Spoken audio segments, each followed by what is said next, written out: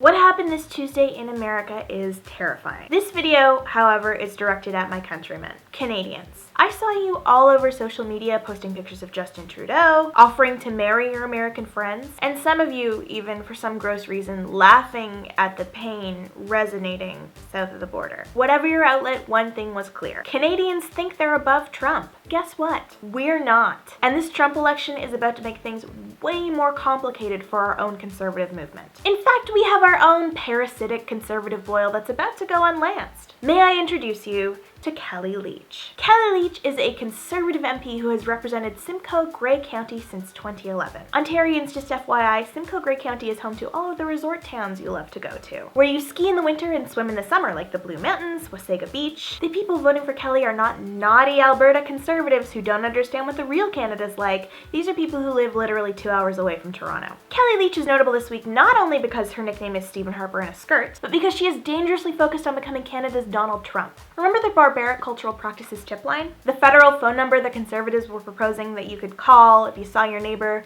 wearing the niqab? That idea is Kellie's baby, and she still stands by it to this day. She has spent the past few months pushing for extremely heavy screening of immigrants, especially those who believe in stoning. She refuses to admit she's Islamophobic, but she uses the phrase people who believe in stoning as a surrogate phrase when she means to say Muslims. So, racist? This screening would include a portion that tests potential immigrants on how they relate to traditional Canadian values. And yes, I know, before you go there, I know you're thinking, but Canada values multiculturalism. But once again, Canada, don't get on board the smugness train just yet. 67% of Canadians agree that we should screen immigrants to make sure they believe in Canadian values. And we saw this agreement across party lines, including with Liberals and with the NDP. Turns out our neighbors are just as surprise racist as America's. Kellie's website has about 20 words on it in total. Hashtag typical Canadian politician. Can we, if you're running for office in Canada, can you actually build a proper website so people can do research and figure out what you're all about? Because that's like kind of important. It's 2016. Thank you. Of those 20 words, she promises to cap government spending, whatever that means,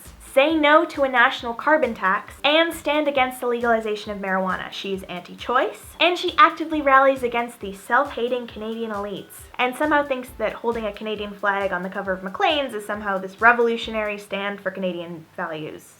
It's early days, but especially after Trump's election, all of these little pieces seem to imply that she's testing the waters for a Trump North situation. As many of you know, the conservative leader position has been officially vacant since Harper left the government last year. The interim leader, of course, has been Rona Ambrose, the woman currently most famous for calling Justin Trudeau a female prime minister, like that's some kind of burn. And of course, we're so proud that we're the party of the first female. You'd think Justin Trudeau was this, but no, actually, we had the first female prime minister.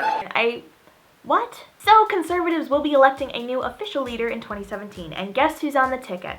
Our friend, Kellie Leitch. Between Brexit and the Trump win, conservative politicians are picking up on a very scary message. Moderate conservatism with dignified disagreement and respect for the opposition, is dying. Many conservative politicians are starting to hear that if they want to be elected, they'll have to push farther right and start speaking loudly and in dangerous, attention-grabbing generalities. Canada may have elected Trudeau, but think ahead to a few short years from now. Can you not see us assuming we're all good and safe and that it would be completely impossible for Canadians to go from Trudeau to Trump light? That's what the US was thinking on Tuesday. What happened there can easily happen to us in a few short years if we don't start calling out this now. So my countrymen, do not spend the next few days smugly pitying the Americans or jokingly offering to marry them to bring them to the safety of Canada. This breed of racist, loudmouthed, far-right conservatism is gestating in our own country as we speak. And if we don't stop it from being elected after all of these warning signs, we dum-dums. What are your election thoughts? Let me know in the comments section below. And if you like this video,